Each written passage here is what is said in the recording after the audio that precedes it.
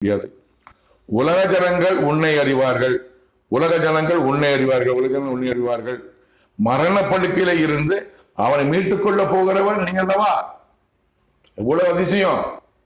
ஒரு ரஷ்ய அதிபர், பவர்ஃபுல் மேன், உலகத்திலே பவர்ஃபுல், அவரு அவருடைய மரணத்திலிருந்து மீட்டுக் கொள்ள அந்த மாமன்னருக்கு எவ்வளவு மரியாதை இருக்கும், உலகம் தெரிந்து கொள்வார்கள். ஏன்னா கடவுளின் குமாரன். ஆதியிலே அப்ரஹாம், ஈசாக்கு, யாக்கோப்பு, மோசே, ஏசையா, இசைக்கியா, எத்தனை தீர்க்கதரிசிகள், இயேசு கிறிஸ்து, முகமது நபி, எக்காலத்திலே இந்த மாமனிதன் தெரிந்து கொள்வீர்கள். தெரிந்து கொள்ளும் காலம் உலக ஜனங்களுக்கு வரும். நான் பெருமையா சொல்லல, பணிவா சொல்றேன்.